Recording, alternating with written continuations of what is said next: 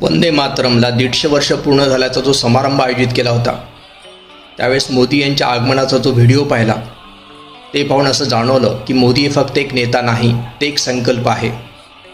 एकदा ठरवलं की मग मागे वळून पाहणं नाही. देशाच्या सुरक्षेचा प्रश्न असो की विकासाचा वेग, मोदी नेहमीच एक गोष्ट पुढे ठेवतात, नेशन फर्स्ट. संपूर्ण विपक्ष सैरभैर आहे.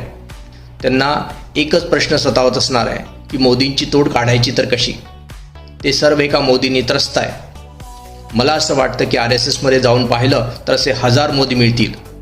कारण मोदी तिथे एक व्यक्ती नाही, तर संस्काराने बनलेली एक मानसिकता आहे.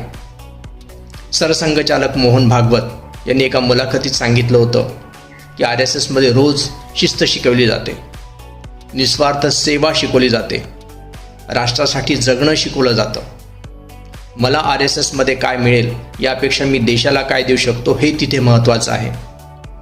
आणि म्हणून मला वाटतं की RSSमध्ये नेते तयार होत नाही, तर नेतृत्व जन्माला येतं.